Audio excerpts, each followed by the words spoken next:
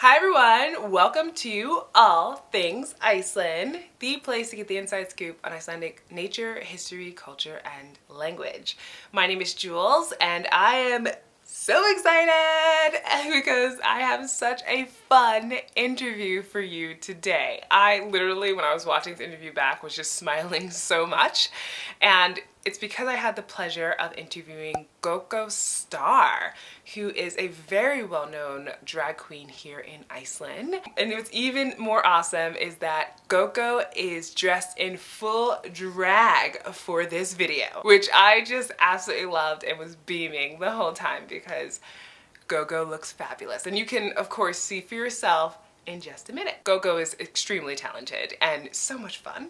And on top of that, also made history in Iceland by being the fjallkonan, which is the Lady of the Mountain. And you'll find out in the interview what the fjallkonan is and why this was a big deal, and in general about the evolution of drag culture in the country, because it has been quite fascinating but fairly recent, and that was something that was surprising to me. In general too, I think just the evolution of people who identify as queer or anywhere along or anywhere within the LGBTQ plus community is something that's continuously evolving. And if you have ever heard of Pride here in Reykjavik, you'll know that it is such a great time. It's a family event, and we talk about that as well. So just lots of really interesting information that Gogo shares, and of course Gogo's experience I think is one that you'll find really fascinating, just like I did. And of course, if you are enjoying these interviews and this video in particular you enjoy the interview, please give it a thumbs up and make sure to subscribe and hit the notification bell so you don't miss out on future interviews like this, because I'm having so much fun doing these. But of course I'm going to have the mix of different types of things about Iceland, because this is all things Iceland, of course, right? Like in the channel, and I like to mix it up quite a lot. One other thing I want to mention is I'm also doing a giveaway. I'm giving away 3 books by an Icelandic author, so 3 different people will win that book, and you can find out the details of that giveaway in the description box. It's super easy, and this giveaway is exclusive to my podcast listeners, so just FYI, check that out. All right, so now let's get into the interview. Go the Skemmtun! Gogo, thank you so much for joining me today. Well, thank you for having me. Happy to be here. I love your Right in my home. I'm happy to be here on my home on virtual like interviews. Yeah. But at least it's in the comfort of your own home, so you know you can. Yeah, exactly. Like all the usual like verbiage doesn't really work anymore. I know it's It's like, weird. thank you for having me and your lovely virtual Studio. area here. Yeah, exactly. Exactly. You look awesome, and I love that you've got such a glammed up look for Wednesday. I love it. Yeah. I mean like it's just a waist up moment. The Yeah. rest is nothing. I was gonna say That is drag in 2020. It's just waist up. interviews too, because I am, for instance, like I have on like a kind of a dress, but I don't have to wear like stockings or anything else underneath. It's just you know chilling out, bottom down. Yeah, So, cozy yeah, time. exactly. So I am not. I mean, I know about the drag scene here, meaning about you and your shows and like what you've created, but there's so much interesting backstory that I would love to learn about and of course share with the audience for all things Iceland. So in terms of now in 2020, even though I know COVID is screwing up everything, but drag queens, drag kings, drag shows in general in Iceland are more common. But I'm curious to know, what was it like when you were growing up in Iceland? Was this something that you were seeing?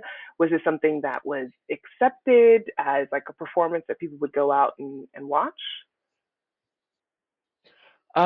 It's actually really interesting. Like I grew up in Akureyri, which is like a small town in the north of Iceland. Oh, well, it's the second or third biggest city, but I mean it's small. Yeah. Uh, like it's in the north of Iceland, and there I felt like there's no queer culture whatsoever. Mm. There was no drag, no, and like the only like gay or queer icon you could really have was Páll Óskar, which Yeah. is like the Iceland's like biggest gay pop star kind of personality, and he's like larger than life and like fabulous as he is, but like I felt like that was like the only thing Yeah. that you could like cling on to. I was like, okay, that this is like queer. This is something I can relate to, Right. in like a weird way.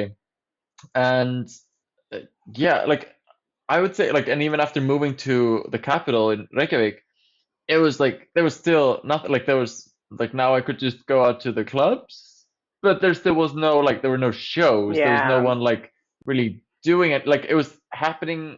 The only thing that was going on was the like national competition, like the pageant of like the Queen of Iceland Yeah, Miss pageant, Iceland which or had whatever. Yeah. yeah, like that was the only thing, and that had happened since 1997, Yeah. like every year. But like, yeah, that was like the one drag thing every year.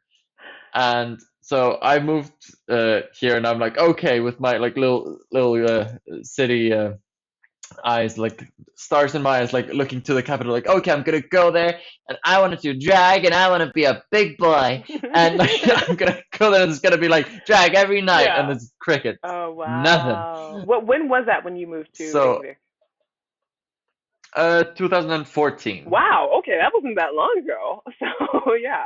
Yeah, like it's Wow. all fairly recent, Okay. and I would say it started in like about 2015. That's when I like took part in the Queen of Iceland pageant and won Yeah. naturally. And I was very determined to like use the title and use the crown to kind of I don't know, just try to make a scene, Yeah. try to make like because I knew so many more people were interested, there was just no venue to do it. Yeah. Wow. So like we banded together, like a bunch of us, and I think we were around 10 performers at first, Okay. and we created a drag show called Drag Súgur, Yeah. which means like updraft in Icelandic. It's kind of like a drag pun. And that show like was just first meant to just it was just an outlet for us to do something, and then it like quickly became like a monthly show, and then Yeah. 2 times per month, and that has been going on constantly like until Yeah. now, like due to COVID. But like up until then, it was like 2 times every single month, and that's something we just created Yeah. since 2015. So in the last like 5 years, Huh. the scene has really like begun to blossom. Before that, it really wasn't much of a scene. Like there were queens, there were kings, but it was usually more connected to like either theater performance Mm. or just I don't know, a colorful night out. Yeah. Okay. Uh, And a I would rare say occurrence. no one was absolutely. Yeah. Okay. So I would say that there wasn't nothing, but there was nothing you could really get into Yeah. without knowing Yeah. everyone. Okay. And I mean, it's Iceland. Yeah, true. Okay, that is fascinating. And like, when did you realize you wanted to be a drag queen and perform? Because I feel like that is a big thing to just, first of all, it's a lot of work, right? Like the makeup, the hair, yeah, everything. There's a lot of steps. So what inspired you to like become this type of performer? I think I've just always wanted to be a performer, and I've just always been a performer in a Yeah. certain way. But like getting into drag and getting into this whole like universe, I think it really started just as a queer person. Like Mhm. I identify like I'm male, but I identify as like pansexual, Mhm.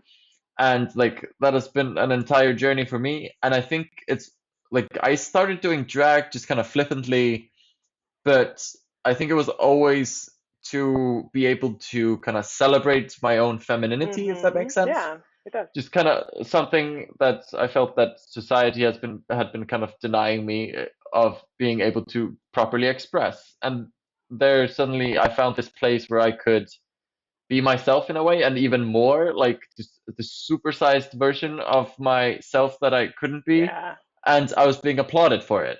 So I think that just became like a drug in a Yeah. sense, to like just an outlet to do it. And at the same time you could like do a performance that was more than just like dancing on stage. You could deliver a message, and Mm. that's also something I just love about theater. Right. just to be able to like bring together a story and I don't know, enthrall people. Yeah. I think it's just so magical, and then it's also just the liberation of like throwing gender out the door and Mhm. just playing with all these things, and yeah, just a celebration and a lot of fun for me. Yeah, that's awesome. And like before I knew it, like I had quit my like full-time job and like doing drag full Yeah, time. in So Iceland. it's like, okay, this is serious now. Yeah, that's In Iceland, amazing. yeah. Did you ever imagine that that would be the case? I mean, like, because you mentioned like it's been 5 years, right? Meaning like that the drag scene has really Hmm. become consistent. So was that when you first started? Is it Drag Súgur? That did you Yeah, imagine that like this would be a full time thing? Meaning entertaining? absolutely not. Yeah. Yeah. Okay. Like I like studied video game design Oh, and okay. and like a multimedia design. Yeah. So like that is what I'm educated in, and something I still want to do. But drag is just something that suddenly kind of took over my life, Hmm. and I absolutely love it. And it was all like besides just doing things for me as a performer, just also as a drag producer, Hmm. to be able to, I don't know, create this stage and to be able to have a stage with a spotlight open for anyone in Iceland like who wants to do drag, Yeah. I think is something absolutely fabulous and yeah, like needed for like our little queer community here. Yeah. And in regards to the community, because I feel like, and I was going to talk about this a little bit later, but we might as well now, since we're talking about the queer community. I mean, in Reykjavik, I know of it being really inclusive and welcoming, as far as I can see from being on the outside. Just having a couple of friends. But from your perspective, do you feel very supported here? And the world hears about how Iceland is so accepting. So I'd love to hear from you, Yeah. like, what is your experience here in this community? And you mentioned like you've evolved in terms of your identity and things like that. Uh, I think I think just in general, not only regarding like the queer community, but also just I don't know. I think it's like the queer community and like women's rights and to the nature in general. Like Iceland is really good at putting up this like glamification like image outwards to the rest of the world, and like a lot of it is absolutely fabulous and true, and other things are just kind of like shoved Yeah. aside and not really talked Yeah. about. Okay. And I feel like there's like small town mentality in the entire country Mhm. regarding a lot of things. But in general, I would say like as a queer individual, as a drag queen, like I can go to the supermarket and I'm not gonna be assaulted, Right. or like there's not gonna be I. It's only been like a handful of times something like physical has happened Mm. or something like really negative. Like sure, some people have opinions, but I think the vast majority of people are just like loving it Yeah. That's and great. I don't know, ready to have a good time. And I think that's also very like symbolized in I was like in 2018 I was assigned to be like a fjallkonan, Mhm. like the lady of the Yes. mountain for the city of Reykjavik, and it's difficult to translate what that means. Like it's kind of like in our national day parade, it's kind of like a person or always a woman Mhm. who symbolizes like the Yes. nation That in is like perfect way of in a explaining it. feminine form. Yeah. Yeah. Yeah, and it's usually an actress or someone like topical and who gets to just like wear the outfit, walk the thing, and be fabulous, be nice, read a poem, and have a good time. Yeah. And they allowed the drag queen to do it for the first time ever, and that caused some uproar. But I don't know, to hell with tradition, and just like it was so fun, so liberating, and I think it was like a small step, but a good Yeah. step for our recognition Yeah, here. absolutely. And for people who, if they're not clearly getting it, you were the fjallkonan in terms of you were in the Yes. parade. Yeah, and it's like they That was yeah, May. exactly. But they split it up. It was like some person read the poem, but you were the person leading the parade and having the best time, basically. which is awesome. Yeah, Yeah. they're like it was a discussion point where it was like, okay, you could do like the parade part of it, and then it was essentially like, I think we can't take the job from like a woman though. Oh, interesting. Like I don't think that would look good. Was kind of the general discussion. I'm Yeah. like, I'm fine with Yeah. that. Okay. Like, so there were two mountain ladies. Okay. And in terms, I mean, I feel like that's such a great thing because first of all, this is a big festival for the country, and just like Pride, though, this is a family event, right? So like so young Hmm. kids are seeing you, and I think that's such an important part of this in terms of inclusivity of having a fjallkonan who is not, what people typically think of, in order to kind of showcase to different generations that this is a part of who Iceland is, right? And I thought that was really cool. Absolutely. Yeah, awesome. I mean, I don't. And I think like on that note, with with the parades, with like the National Day parade and Pride, Pride is actually bigger in Yeah, Iceland. Like it is, there are way more people. Like there are the hundreds of thousands that come yeah, here. Like actually just a bit more than 100,000, but still, it's a lot of people. And yeah, it's more people than turn out for our National Day parade, yeah, which is also something that we're really proud of, yeah, to see the support. And that is a family activity. Like people come with their baby yeah, carriages and exactly. like what is your it's like, what is your favorite part about like about Reykjavik Pride? It's like, the rainbows. I'm like, this Yeah. is amazing. Or the glitter. I mean, I know a lot of the kids love the glitter because The leather yeah, daddies. I'm like, okay. that is actually that's so true though because you do see some things where you're like, oh, okay, but you know what? It's all out there, and the kids are just enjoying it. They're not thinking of it as anything other than just a good time, like you mentioned. I think it's probably parents who Absolutely. probably are like, oh, okay, they're wearing assless chaps. How, I mean, there must be cold. Yeah, kids are very practical. That's true. So, um, in terms of your show though that you have with many other people, you call yourselves drag royalties, and it's a very inclusive show. Yes. So, could you explain like the different types of performers that are in this show? Oh yeah, I like totally glossed over that part of the question before. But I would say like the in general the queer community here feel is very inclusive, but within the drag community, I feel like it's just next level. Mm. And that is something I kind of always felt with our show, and what we want to do was always to just to have an open stage to anyone who wants to be in it. And I remember originally, especially tourists that came in, they're like, "Oh, like this is an amazing show, and you have drag queens and you have drag kings in the Mhm. same show. Mhm. Wow!" I'm like, "The doy, like that just makes sense." It's like we're doing like it's the same art form. We're Yeah. doing like the same stuff essentially, and then like we have assigned female at birth drag queens, Mhm. and just general like drag performers that don't really want to like conform to either end of the gender binary. Mm. And I think that's just fabulous that we can just come together and like celebrate this art form without having it to be like, you have a penis that we are tucking away. Right. And Yeah. I agree. I've in the past I've only seen segregated shows. It sounds really weird when I say it now, but meaning like there are the drag queens and then you have, maybe another night drag kings. And it's like, oh. it's just it's kind of, I would say, more traditional just to have it like in a gay bar there Yeah. are drag queens, Yeah. and in like a lesbian bar there's are drag kings. But I think just in today's climate we should absolutely mix and match. Yeah. And I I think also it just kind of had to happen this way here, not because we're like so inclusive and so fabulous. I think it's just because we're so small that we have to like stand together with this.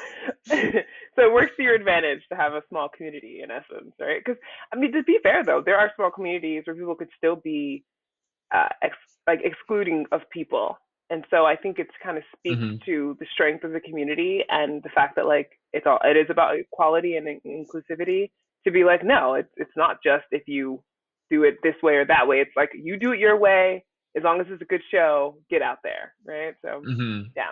What about the influence of RuPaul, for instance? Because I know, like, as a kid, when me and my sister used to watch the RuPaul show, like when RuPaul had a talk show, and then later on the RuPaul drag show and drag race, and I've just always been such awe of RuPaul, like such admiration. But I was curious, like in Iceland, is there a, influence from this figure and like the shows that they've put on over the years? I mean, I like just growing up, I don't remember being ever like aware Mm, of basically any drag performers other than like within like comical, like satirical, like Icelandic or British kind of TV yeah. Okay. shows. And then it was usually like some kind of like uncle-esque guy just putting on a wig Okay. like for Yeah. laughs. And I feel like that could be fun, but that's not exactly what this is, or like what I want to do. But with RuPaul, I would say uh, just Drag Race in general was when I turned on like just who this is and Mm, just the power of like what's going on with like just okay, this is starting something amazing, and I want to be a part of it. yeah. And in Iceland, I could really see it like kicking off, like I think though, like around like the sixth or seventh season, where I noticed like, okay, everyone is watching this. Yeah. Like like everyone and their grandmother is tuning into Drag Race and like has a favorite queen and Yes. like has something to say.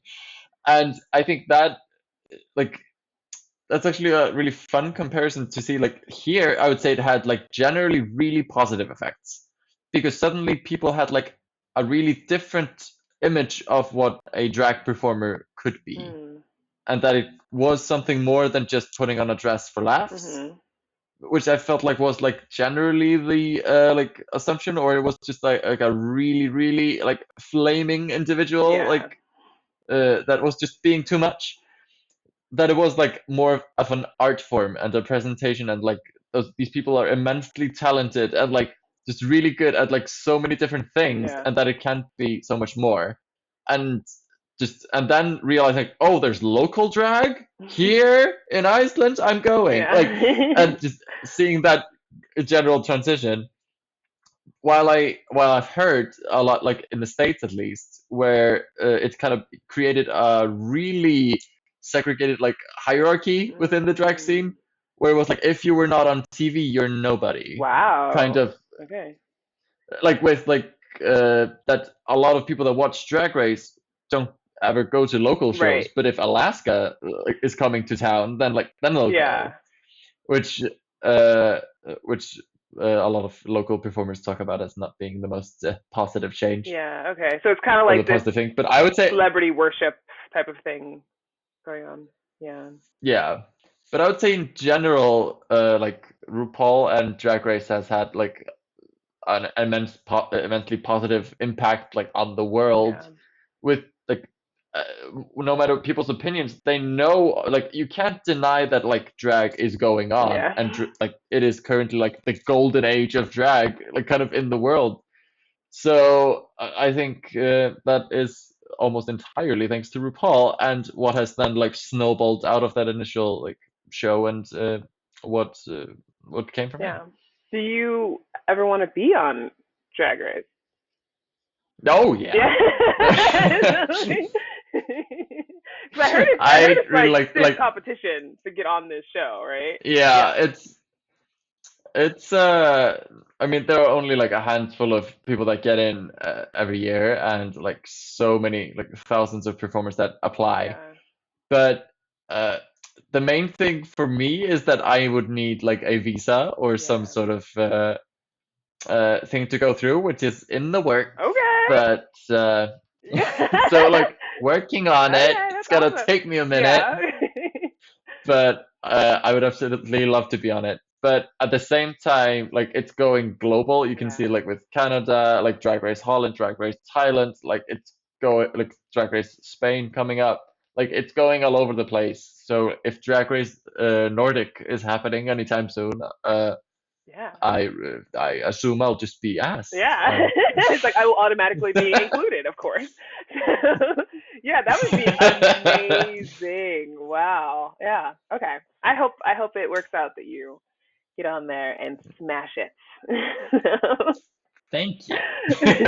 It's also like just seeing in the past when someone Icelandic goes on like a reality TV show, like you can really see like the Icelandic media just goes nuts. Mhm. Everyone here is watching it, which is like the equivalent of like a small American town is watching like a thing. But still, like It's so cute. it's just it becomes so big, and I just think that would be an amazing representation. I Yeah. think I would have a lot of fun. Yes. Hometown hero, basically. Are you seeing a lot of like in terms of youth? Because I feel like now with like younger generations, especially in the LGBTQ plus community, there's a lot more of assertion of self, or like, feeling more comfortable about talking about your identity and things like that. So are you seeing in, say, for instance, in drag, or even just in the community in general, a lot more younger people getting involved or wanting to be a performer? Absolutely. Yeah. I think it's just in general with like I see younger and younger people just both coming out and identifying like this way or the other, and then like just loving drag as an art form. Yeah. And that is something I noticed kind of just as Drag Súgur kind of grew and as I like kind of grew in popularity, that I had a bunch of followers on like my social media which had never seen me in person because they Mm. didn't have like they weren't old enough to go to the bars or wherever I was Right. performing, so they were just seeing like the snippets of me from social media. So I remember the first time I got a request to come to like a uh, what's it's like a I don't know why the word daycare is in my head. That is not where I went. It's like a Elementary after school or school like hang. Yeah, it's like an elementary school, like after oh, school okay, hangout. yeah. Like a program for after What is school that called? program. Yeah, and it's like it's in basically every elementary here, and often like a lot of the elementary schools like group together to have like one big one Okay. where they just like have a program every day of the week to do something, and they're just like, hey, would you like to come and just in drag and talk about drag and like maybe do a performance that would be Yeah. child friendly, and I'm like, absolutely. Yeah. And I went there and just to see like I could just see in the road, like, just immediately kind of identify with so many just like young boys like myself that was just like, oh my God, is this is allowed? This can be celebrated. This Oh, kind of just be to be able to become like a beacon of that was absolutely invigorating, yeah. and I just kind of took that and ran with it. And like right now, I work in like one of these places for like 13 to 18-year-old kids, for specifically for queer kids. So it's like the one for like all the queer kids to come to, no matter where you live or where you Oh, go to school. okay. That's great. And uh, and yeah, like I see more and more of them just coming out like they want to perform in drag. They're doing their own little like drag pageants or drag competitions or drag That's shows, really like either there or just generally dressing up, and it's also like with the looks and like sewing skills, like mm, putting things together and everything. Like the world today with the internet and YouTube and everything, like you can get information and just like find out like how to make things or make things happen for you like so much easier than you yeah. could like even when I was doing it, and then it was so much easier than like the generation before me could. So I don't know. I think it's just becoming more and more acceptable and accessible, Absolutely. and with that, I think it's also just getting better and better. Yeah, that's great. I'd love to talk about the venue Goikurin, where you host the show, because Hmm. I feel like it's such a unique venue. And I Yes. talked about it in another interview with someone brought it up, as it being a very inclusive space. And it's a bar, Yeah. right? Which I feel like, you would think in your It's mind. like it's a metal. It's like a. Uh, I'm saying sweaty, but it's like the best kind. Yeah. Like it's a sweaty metal bar, and it is like the most accepting, diverse Yeah. like it is like the vibe there is immaculate, and I just love being there. And it is when we were searching of venues to do Dragsúrin the first time, we contacted like there's only one like gay club in Reykjavik officially, Yeah. And we went there, and they didn't have a stage, and they didn't Yeah. really like have the setup. But they're like, we'd love to do something, but it just doesn't really work with what we were thinking. And then we went to a couple of other places. They were like, "Oh, you're doing a show? That sounds amazing with drag." Uh, Maybe. And but then we went to Gaukurinn, and they was just like, "Yeah, when do you want to do it? Come on, let's do it." wow. And they were so immensely helpful and still are, and just like we're part of a family at Gaukurinn, and it's where they have like heavy metal concerts, they have like poetry slams, and they have drag, and they have stand up, Yeah. they have like I don't know, it's so many different fabulous things, and yeah, the vibe there is amazing, Yeah. and it's my favorite place to just have a show because I don't, it's just like where you've kind of like nested and built your home. Yeah, absolutely. And well, right now it's not there, or at least not open, but Vegan Nice is there. So it's like, it's inclusive even of all types of foods, meaning like, Yeah, it's just, absolutely. it's just one of those places you walk in and you're not And it will expecting it, but then you're like, oh, okay, non-gendered bathrooms, and like, you're just like, yeah, absolutely. Like they go like all the way with all these yeah, things, and I don't know. I think it's a grand part of their business model, and they will open like soon, yeah, I hope so. and like bigger and better than ever because they just like re-renovated like the entire like downstairs area. There used to Oh, be another bar, so now it's like double the size, two giant what? stages, and I'm like, I can't wait. That's amazing. Okay, so just I will of course have in the show notes slash description box for this video the about your show, but also like Gokurin and stuff like that, so people can know where to find it. It's very easy to find in downtown Reykjavik. It's like it's slightly unassuming because it's on the corner, but then like you just realize, oh, I'm right in front of it. It's right here. Okay, so Yeah, and like yeah, it's fabulous, and I love doing the shows there. yeah, And just with Drag Súgur in general, like we've been doing that, and then like basically a smaller show kind of sprouted out of it because our drag community kind of like more people wanted to join like so quickly, and we just became like, okay, I can't book like 23 performers for this show. That is too wow, much. yeah. So like we had to kind of limit to like who would be a Drag Súgur, Mhm. and then we created another show called Drag Lab, Oh, okay. and that was created by like my drag daughter Wanda Starr, who has now moved back to England and is like hosting shows there, Nice. and a drag king named Boito Tony, like they created that one, and that was just kind of meant to be a bit more, I don't know, flippant, and a bit more just like it's kind of like an open mic situation Okay. for drag performance. So literally anyone could join, and they have, and that has been like what's going on, and is kind of nourishing the grassroots of the drag uh, community here. Great. And then, yeah, then it's a bit like I don't know, higher production value shows with Drag Súgur, where we kind of charge in while Drag Lab has been free. So it's just a whole bunch of things Yeah. happening. Are both? And now we have like more drag shows popping up Oh yeah. at Kiki and whatnot. Yeah. Are both at But yeah, Gokurin, Drag Súgur and Drag Súgur and Drag Drag Lab Labs? are. Yeah. And we've been doing some online stuff. We hope to do some like Christmas related stuff. I don't know. We'll see. Okay. Yeah, you have your Christmas straw going on there. I have nothing to plug. Yeah. Totally fine. And I'm assuming too, it's like probably good. I'll have your Instagram account so people can follow you there, and of course keep up to date with what you're doing. Oh, please. Yeah.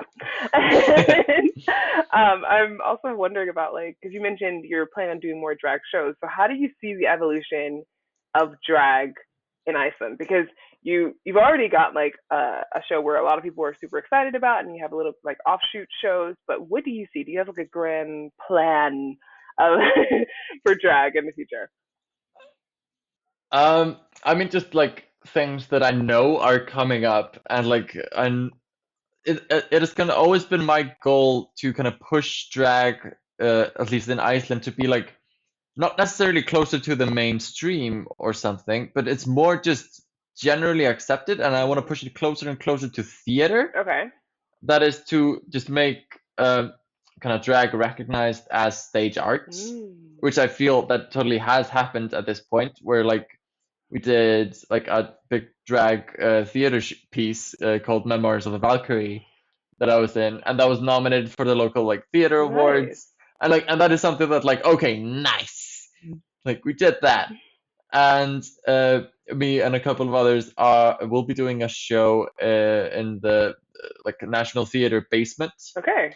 and that basement sounds weird, but that The like lower there's a floor. stage and like I'll it's a lovely space that used to be kind of a cabaret venue Oh, okay. where it was like an after show moment like for the actors and like Yeah. friends, and it has then evolved like and been kind of rebranded into this whole other kind of entity under the National Theatre, where like they kind of really want to incorporate some more kind of fringe arts, and drag is naturally a part of that. Nice.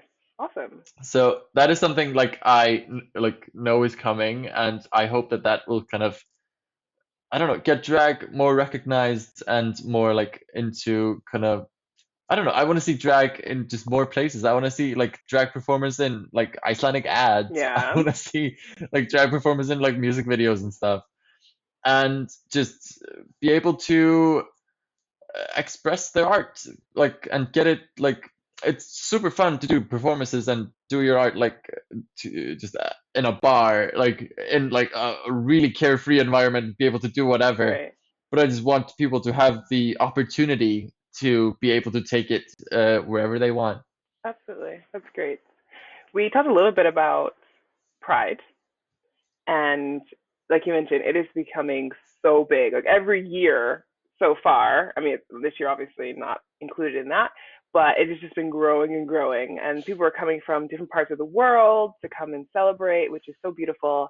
And I'm just wondering about what your favorite part of Pride is. Maybe you have multiple favorite parts, and why you Hmm. think it's worth it for people to come and check out Pride in Reykjavik.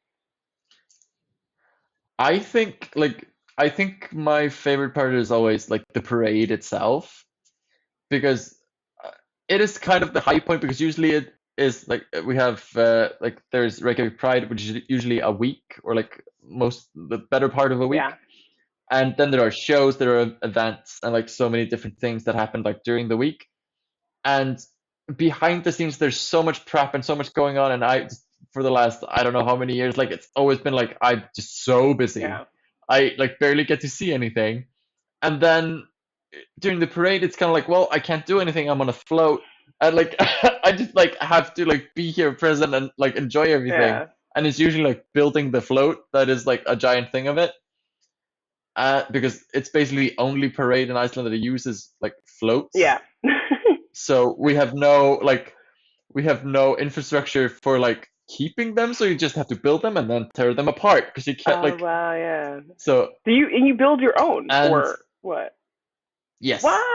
That's a lot. it's just like it's a lot of work every year, and it's also like uh just Reykjavik Pride has been like had the proud tradition of like they are of course sponsored by many different like brands that like wanna just sponsor and like support the queer community here, but they don't allow direct sponsorship within the parades. Okay. So you're not gonna see like a Coca-Cola float Yeah. or something that's clearly branded, and like sure that might like put some money into it, but still like it's all very, I don't know, authentic Yeah. and all like it's really really cute, and it's like it's this like relatively small parade, and like it's adorable, it's amazing, it's fantastic to see like how what some people can like do and what they can manage and the outfits, and like it's so fun, and then just to see like as a, like about 100,000 plus Yeah. people